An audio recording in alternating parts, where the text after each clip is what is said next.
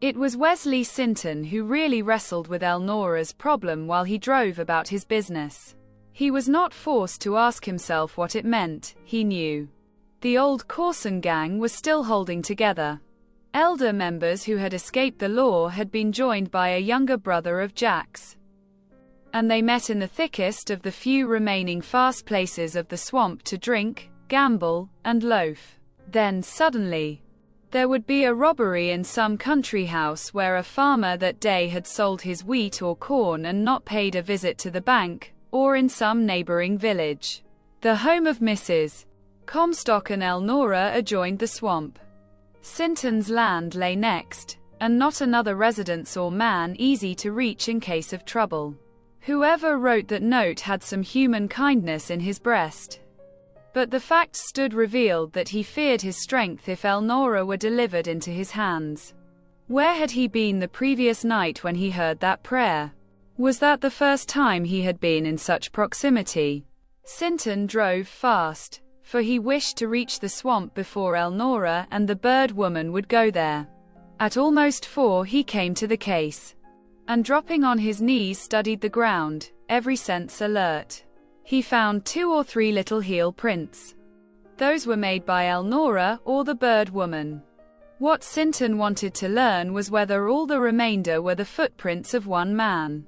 It was easily seen, they were not. There were deep, even tracks made by fairly new shoes, and others where a well-worn heel cut deeper on the inside of the print than at the outer edge. Undoubtedly some of Corson's old gang were watching the kaise, and the visits of the women to it. There was no danger that anyone would attack the bird woman. She never went to the swamp at night, and on her trips in the daytime, everyone knew that she carried a revolver, understood how to use it, and pursued her work in a fearless manner. Elnora, prowling around the swamp and lured into the interior by the flight of moths and butterflies, Elnora, without father, money, or friends save himself, to defend her, Elnora was a different proposition. For this to happen just when the Limberlost was bringing the very desire of her heart to the girl, it was too bad.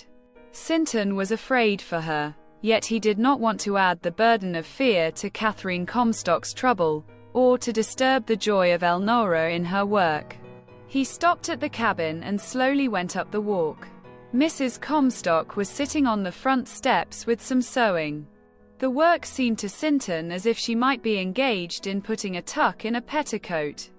He thought of how Margaret had shortened Elnora's dress to the accepted length for girls of her age, and made a mental note of Mrs. Comstock's occupation. She dropped her work on her lap, laid her hands on it and looked into his face with a sneer. "You didn't let any grass grow under your feet," she said. Sinton saw her white, drawn face and comprehended. "I went to pay a debt and see about this opening of the ditch." "Kate, you said you were going to prosecute me." "Good gracious, Kate," cried Sinton. "Is that what you have been thinking all day? I told you before I left yesterday that I would not need do that. And I won't. We can't afford to quarrel over Elnora. She's all we've got. Now that she has proved that if you don't do just what I think you ought by way of clothes and schooling, she can take care of herself, I put that out of my head. What I came to see you about is a kind of scare I've had today. I want to ask you if you ever see anything about the swamp that makes you think the old Corson gang is still at work." "Can't say that I do," said Mrs. Comstock. "There's kind of dancing lights there sometimes, but I supposed it was just people passing along the road with lanterns. Folks hear about are none too fond of the swamp. I hate it like death. I've never stayed here a night in my life without Robert's revolver, clean and loaded, under my pillow, and the shotgun, same condition, by the bed. I can't say that I'm afraid here at home. I'm not. I can take care of myself. But none of the swamp for me." "Well, I'm glad you are not afraid, Kate, because I must tell you something. Elnora stopped at the kaise this morning, and somebody had been into it in the night. Broke the lock." "No. Used a duplicate key. Today I heard there was a man here last night. I want to nose around a little. Sinton went to the east end of the cabin and looked up at the window. There was no way anyone could have reached it without a ladder, for the logs were hewed and mortar filled the cracks even. Then he went to the west end. The willow faced him as he turned the corner. He examined the trunk carefully. There was no mistake about small particles of black swamp muck adhering to the sides of the tree. He reached the low branches and climbed the willow. There was earth on the large limb crossing Elnora's window. He stood on it, holding the branch as had been done the night before, and looked into the room. He could see very little, but he knew that if it had been dark outside and sufficiently light for Elnora to study inside, he could have seen vividly. He brought his face close to the netting, and he could see the bed with its head to the east, at its foot the table with the candles and the chair before it, and then he knew where the man had been who had heard Elnora's prayer. Mrs. Comstock had followed around the corner and stood watching him. "Do you think some slinking hulk was up there peeking in at Elnora?" she demanded indignantly. "There is muck on the trunk, and plenty on the limb," said Sinton. "Hadn't you better get a saw and let me take this branch off?" "No, I hadn't," said Mrs. Comstock. "First place, Elnora's climbed from that window on that limb all her life, and it's hers. Second place, no one gets ahead of me after I've had warning. Any crow that perches on that roost again will get its feathers somewhat scattered. Look along the fence there, and see if you can find where he came in." The place was easy to find, as was a trail leading for some distance west of the cabin. "You just go home, and don't fret yourself," said Mrs. Comstock. "I'll take care of this. If you should hear the dinner bell at any time in the night, you come down. But I wouldn't say anything to Elnora. She better keep her mind on her studies, if she's going to school." When the work was finished that night, Elnora took her books and went to her room to prepare some lessons. But every few minutes she looked toward the swamp to see if there were lights near the kaise. Mrs. Comstock raked together the coals in the cooking stove, got out the lunchbox, and sitting down she studied it grimly. At last she arose. "Wonder how it would do to show Mag Sinton a frill or two," she murmured. She went to her room, knelt before a big black walnut chest and hunted through its contents until she found an old-fashioned cookbook. She tended the fire as she read and presently was in action. She first sawed an end from a fragrant, juicy, sugar-cured ham and put it to cook. Then she set a couple of eggs boiling, and after long hesitation began creaming butter and sugar in a crock. An hour later the odor of the ham, mingled with some of the richest spices of happy Arabi, in a combination that could mean nothing save spice cake, crept up to Elnora so strongly that she lifted her head and sniffed amazedly. She would have given all her precious money to have gone down and thrown her arms around her mother's neck, but she did not dare move. Mrs. Comstock was up early, and without a word handed Elnora the kaise as she left the next morning. "Thank you, Mother," said Elnora, and went on her way. She walked down the road looking straight ahead until she came to the corner, where she usually entered the swamp. She paused, glanced that way and smiled. Then she turned and looked back. There was no one coming in any direction. She followed the road until well around the corner. Then she stopped and sat on a grassy spot, laid her books beside her and opened the lunchbox. Last night's odors had in a measure prepared her for what she would see, but not quite. She scarcely could believe her senses.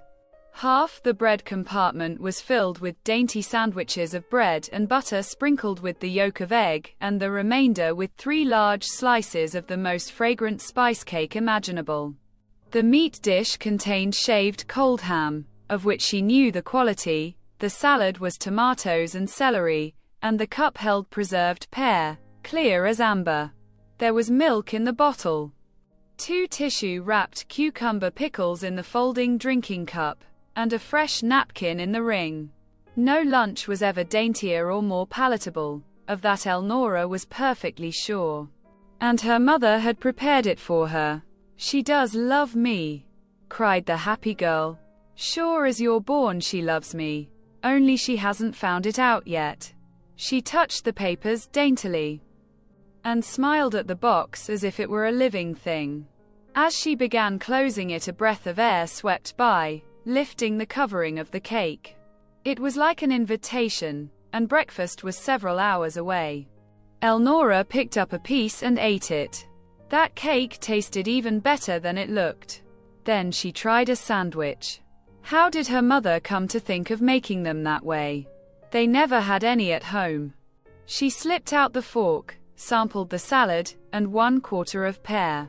Then she closed the box and started down the road, nibbling one of the pickles and trying to decide exactly how happy she was. But she could find no standard high enough for a measure. She was to go to the Bird Woman's after school for the last load from the case. Saturday she would take the arrow points and specimens to the bank. That would exhaust her present supplies and give her enough money ahead to pay for books, tuition, and clothes for at least 2 years. She would work early and late gathering nuts. In October she would sell all the ferns she could find. She must collect specimens of all tree leaves before they fell, gather nests and cocoons later, and keep her eyes wide open for anything the grades could use. She would see the superintendent that night about selling specimens to the ward buildings. She must be ahead of anyone else if she wanted to furnish these things. So she approached the bridge. That it was occupied could be seen from a distance. As she came up, she found the small boy of yesterday awaiting her with a confident smile. "We brought you something," he announced without greeting. "This is Jimmy and Belle, and we brought you a present." He offered a parcel wrapped in brown paper. "Why, how lovely of you," said Elnora. "I supposed you had forgotten me when you ran away so fast yesterday." "No, I didn't forget you," said the boy. "I wouldn't forget you, not ever." "Why?" "I was Easter hurrying to take them things to Jimmy and Belle." My, they was glad. Elnora glanced at the children. They sat on the edge of the bridge, obviously clad in a garment each. Very dirty and unkept, a little boy and a girl of about 7 and 9. Elnora's heart began to ache. "Say," said the boy, "ain't you going to look what we have gave you?" "I thought it wasn't polite to look before people," answered Elnora. "Of course, I will, if you would like to have me." Elnora opened the package. She had been presented with 1/4 of a stale loaf of baker's bread, and a big piece of ancient bologna. "But don't you want this yourselves?" she asked in surprise. "Gosh, no. I mean no," said the boy. "We always have it. We got stacks this morning. Pa's come out of it now, and he's so sorry he got more, and ever we can eat. Have you had any before?" "No," said Elnora. "I never did." The boy's eyes brightened and the girl moved restlessly. "We thought maybe you hadn't," said the boy. "First you ever have, you like it real well. But when you don't have anything else for a long time, years in years, you get so tired." He hitched at the string which held his trousers and watched Elnora speculatively. "I don't suppose you'd trade what you got in that box for East old bread and bologna now, would you? Maybe you'd like it. And I know, what you got would taste like heaven to Jimmy and Belle. They never had nothing like that. Not even Belle. And she's most 10. No, siree. They never tasted things like you got." It was in Elnora's heart to be thankful for even a taste in time. As she knelt on the bridge, opened the box and divided her lunch into 3 equal parts, the smaller boy getting most of the milk. Then she told them it was school time and she must go.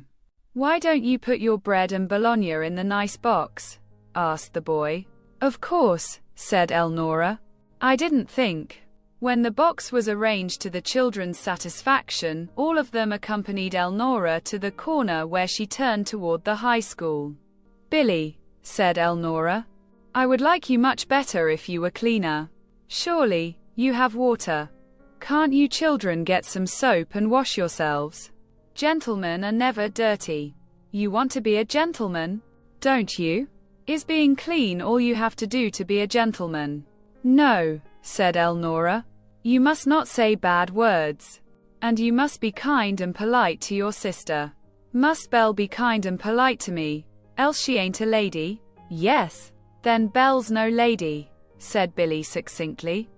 Elnora could say nothing more just then, and she bade them goodbye and started them home. "The poor little souls," she mused. "I think the Almighty put them in my way to show me real trouble. I won't be likely to spend much time pitying myself while I can see them." She glanced at the lunchbox.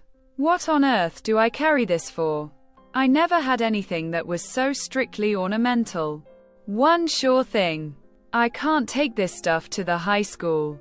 You never seem to know exactly what is going to happen to you while you are there." As if to provide a way out of her difficulty, a big dog arose from a lawn and came toward the gate wagging his tail. "If those children ate the stuff, it can't possibly kill him," thought Elnora, so she offered the bologna. The dog accepted it graciously.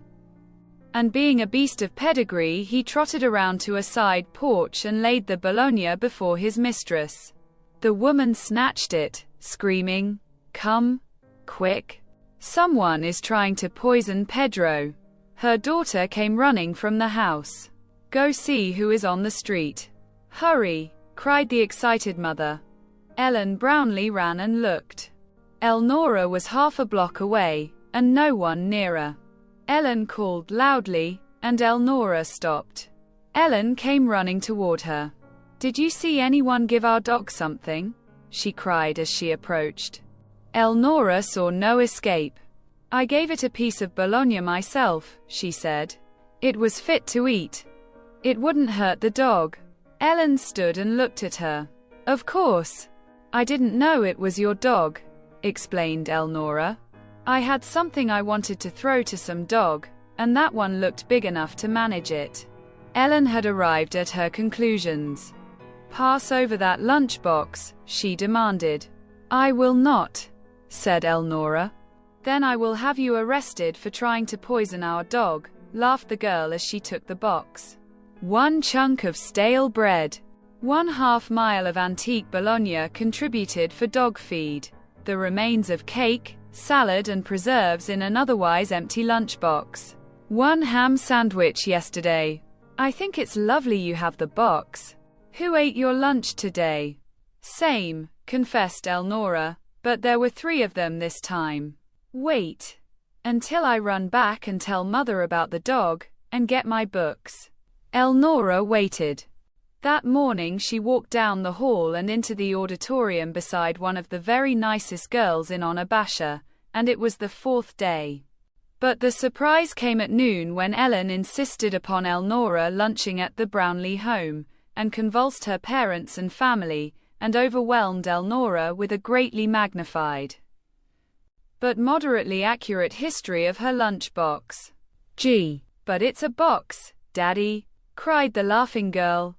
"It's carved leather and fastens with a strap that has her name on it.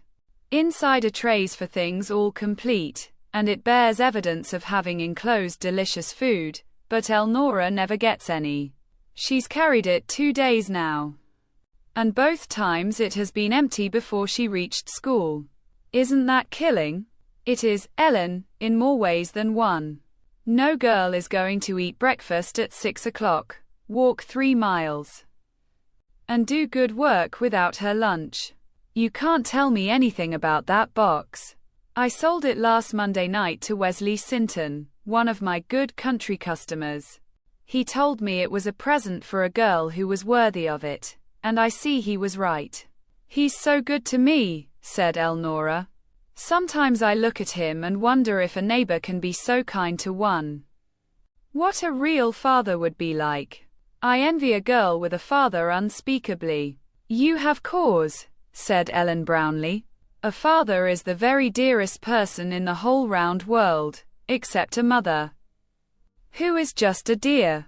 The girl, starting to pay tribute to her father, saw that she must include her mother, and said the thing before she remembered what Mrs. Sinton had told the girls in the store. She stopped in dismay. Elnora's face paled a trifle, but she smiled bravely. Then I'm fortunate in having a mother, she said. Mr. Brownlee lingered at the table after the girls had excused themselves and returned to school. There's a girl Ellen can't see too much of, in my opinion, he said. She is every inch a lady, and not a foolish notion or action about her. I can't understand just what combination of circumstances produced her in this day. It has been an unusual case of repression, for one thing. She waits on her elders and thinks before she speaks, said Mrs. Brownlee. She's mighty pretty. She looks so sound and wholesome. And she's neatly dressed. Ellen says she was a fright the first 2 days. Long brown calico dress almost touching the floor, and big, lumbering shoes. Those Sinton people bought her clothes. Ellen was in the store, and the woman stopped her crowd and asked them about their dresses. She said the girl was not poor, but her mother was selfish and didn't care for her. But Elnora showed a bank book the next day, and declared that she paid for the things herself, so the Sinton people must just have selected them. There's something peculiar about it. But nothing wrong, I am sure. I'll encourage Ellen to ask her again. I should say so. Especially if she is going to keep on giving away her lunch. She lunched with the bird woman one day this week. She did? Yes, she lives out by the Limberlost. You know the bird woman works there a great deal, and probably knows her that way. I think the girl gathers specimens for her. Ellen says she knows more than the teachers about any nature question that comes up, and she is going to lead all of them in mathematics and make them work in any branch. When Elnora entered the coat room after having had luncheon with Ellen Brownlee, there was such a difference in the atmosphere that she could feel it. I am almost sorry I have these clothes, she said to Ellen. In the name of sense, why? Cried the astonished girl. Everyone is so nice to me in them. It sets me to wondering if in time I could have made them be equally friendly in the others. Ellen looked at her introspectively.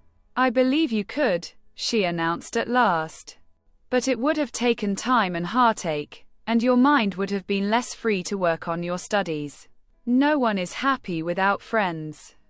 And I just simply can't study when I am unhappy. That night the bird woman made the last trip to the swamp. Every specimen she possibly could use had been purchased at a fair price. And 3 additions had been made to the bank book, carrying the total a little past $200. There remained the Indian relics to sell on Saturday. And Elnora had secured the order to furnish material for nature work for the grades. Life suddenly grew very full. There was the most excitingly interesting work for every hour. And that work was to pay high school expenses and start the college fund. There was one little rift in her joy. All of it would have been so much better if she could have told her mother and given the money into her keeping, but the struggle to get a start had been so terrible, Elnora was afraid to take the risk. When she reached home, she only told her mother that the last of the things had been sold that evening. I think, said Mrs. Comstock, that we will ask Wesley to move that box over here back of the garden for you. There you are apt to get told farther into the swamp than you intend to go, and you might mire or something. There ought to be just the same things in our woods, and along our swampy places, as there are in the Limberlost. Can't you hunt your stuff here? I can try, said Elnora. I don't know what I can find until I do. Our woods are undisturbed, and there is a possibility they might be even better hunting than the swamp. But I wouldn't have Freckles' case moved for the world. He might come back someday, and not like it. I've tried to keep his room the best I could, and taking out the box would make a big hole in one side of it. Store boxes don't cost much. I will have Uncle Wesley buy me one and set it up wherever hunting looks the best, early in the spring. I would feel safer at home. Shall we do the work or have supper first? Let's do the work, said Elnora. I can't say that I'm hungry now. Doesn't seem as if I ever could be hungry again with such a lunch. I am quite sure no one carried more delicious things to eat than I. Mrs. Comstock was pleased. I put in a pretty good hunk of cake. Did you divide it with anyone? Why, yes, I did, admitted Elnora. Who? This was becoming uncomfortable. I ate the biggest piece myself, said Elnora, and gave the rest to a couple of boys named Jimmy and Billy and a girl named Belle. They said it was the very best cake they ever tasted in all their lives. Mrs. Comstock sat straight. I used to be a master hand at spice cake, she boasted, but I'm a little out of practice. I must get to work again. With the very weeds growing higher than our heads. We should raise plenty of good stuff to eat on this land, if we can't afford anything else but taxes. Elnora laughed and hurried upstairs to change her dress. Margaret Sinton came that night bringing a beautiful blue one in its place, and carried away the other to launder. Do you mean to say those dresses are to be washed every 2 days? Questioned Mrs. Comstock. They have to be, to look fresh, replied Margaret. We want our girl sweet as a rose. Well, of all things, cried Mrs. Comstock. Every 2 days. Any girl who can't keep a dress clean longer than that is a dirty girl. You'll wear the goods out and fade the colors with so much washing. We'll have a clean girl, anyway. Well, if you like the job you can have it, said Mrs. Comstock. I don't mind the washing, but I'm so inconvenient with an iron. Elnora sat late that night working over her lessons. The next morning she put on her blue dress and ribbon, and in those she was a picture.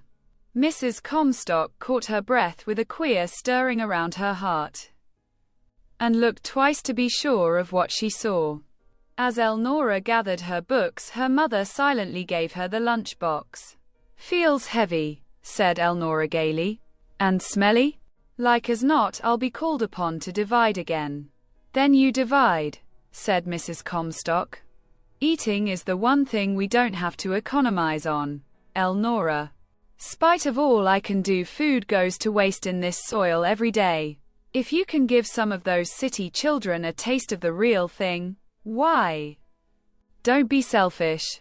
Elnora went down the road thinking of the city children with whom she probably would divide. Of course, the bridge would be occupied again. So she stopped and opened the box. I don't want to be selfish, murmured Elnora, but it really seems as if I can't give away this lunch. If Mother did not put love into it. She's substituted something that's likely to fool me. She almost felt her steps lagging as she approached the bridge. A very hungry dog had been added to the trio of children. Elnora loved all dogs. And as usual, this one came to her in friendliness. The children said, "Good morning," with alacrity, and another paper parcel lay conspicuous. "How are you this morning?" inquired Elnora. "All right," cried the three, while the dog sniffed ravenously at the lunchbox, and beat a perfect tattoo with his tail. "How did you like the bologna?" questioned Billy eagerly. "One of the girls took me to lunch at her home yesterday," answered Elnora. Dawn broke beautifully over Billy's streaked face. He caught the package and thrust it toward Elnora. "Then maybe you'd like to try the bologna today." The dog leaped in glad apprehension of something, and Belle scrambled to her feet and took a step forward. The look of famished greed in her eyes was more than Elnora could endure. It was not that she cared for the food so much. Good things to eat had been in abundance all her life. She wanted with this lunch to try to absorb what she felt must be an expression of some sort from her mother, and if it were not a manifestation of love, she did not know what to think it. But it was her mother who had said, "Be generous." She knelt on the bridge.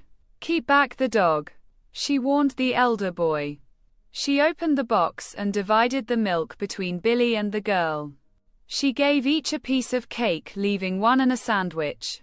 Billy pressed forward eagerly, bitter disappointment on his face, and the elder boy forgot his charge. I thought they'd be meat, lamented Billy. Elnora could not endure that. There is, she said gladly. There is a little pigeon bird. I want a teeny piece of the breast, for a sort of keepsake. Just one bite, and you can have the rest among you. Elnora drew the knife from its holder and cut off the wishbone. Then she held the bird toward the girl. You can divide it, she said. The dog made a bound and seizing the squab sprang from the bridge and ran for life. The girl and boy hurried after him. With awful eyes, Billy stared and swore tempestuously. Elnora caught him and clapped her hand over the little mouth. A delivery wagon came tearing down the street, the horse running full speed, past the fleeing dog with the girl and boy in pursuit, and stopped at the bridge. High school girls began to roll from all sides of it. A rescue! A rescue! They shouted. It was Ellen Brownlee and her crowd, and every girl of them carried a big parcel. They took in the scene as they approached. The fleeing dog with something in its mouth, the half-naked girl and boy chasing it told the story. Those girls screamed with laughter as they watched the pursuit. Thank goodness. I saved the wishbone, said Elnora. As usual, I can prove that there was a bird. She turned toward the box. Billy had improved the time. He had the last piece of cake in one hand, and the last bite of salad disappeared in one great gulp. Then the girls shouted again. Let's have a sample ourselves, suggested one. She caught up the box and handed out the remaining sandwich. Another girl divided it into bites, each little over an inch square. And then she lifted the cup lid and deposited a preserved strawberry on each bite. 1, 2, 3. All together now, she cried. You old mean things, screamed Billy. In an instant he was down in the road and handfuls of dust began to fly among them. The girls scattered before him. Billy, cried Elnora. Billy, I'll never give you another bite if you throw dust on anyone. Then Billy dropped the dust, bored both fists into his eyes, and fled sobbing into Elnora's new blue skirt. She stooped to meet him and consolation began. Those girls laughed on. They screamed and shouted until the little bridge shook. Tomorrow might as well be a clear day, said Ellen, passing around and feeding the remaining berries to the girls as they could compose themselves enough to take them. Billy, I admire your taste more than your temper. Elnora looked up. The little soul is nothing but skin and bones, she said. I never was really hungry myself. Were any of you? Well, I should say so, cried a plump, rosy girl. I'm famished right now. Let's have breakfast immediate. We got to refill this box first, said Ellen Brownlee. Who's got the butter? A girl advanced with a wooden tray. Put it in the preserve cup. A little strawberry flavor won't hurt it. Next, called Ellen. A loaf of bread was produced and Ellen cut off a piece which filled the sandwich box. Next, a bottle of olives was unwrapped. The grocer's boy who was waiting opened that, and Ellen filled the salad dish. Next, a bag of macaroons was produced and the cake compartment filled. Next, I don't suppose this will make quite as good dog feed as a bird, laughed a girl holding open a bag of sliced ham while Ellen filled the meat dish. Next, a box of candy was handed her and she stuffed every corner of the lunchbox with chocolates and nougat. Then it was closed and formally presented to Elnora. The girls each helped themselves to candy and olives, and gave Billy the remainder of the food. Billy took one bite of ham, and approved. Belle and Jimmy had given up chasing the dog, and angry and ashamed, stood waiting half a block away. Come back, cried Billy. You great big dunces. Come back. There's a new kind of meat, and cake and candy. The boy delayed. But the girl joined Billy. Ellen wiped her fingers, stepped to the cement abutment and began reciting Horatio at the bridge, substituting Elnora wherever the hero appeared in the lines. Elnora gathered up the sacks and gave them to Belle, telling her to take the food home, cut and spread the bread, set things on the table, and eat nicely. Then Elnora was taken into the wagon with the girls and driven on the run to the high school. They sang a song beginning, "Elnora, please give me a sandwich. I'm ashamed to ask for cake." As they went, Elnora did not know it, but that was her initiation. She belonged to the crowd. She only knew that she was happy, and vaguely wondered what her mother and Aunt Margaret would have said about the proceedings.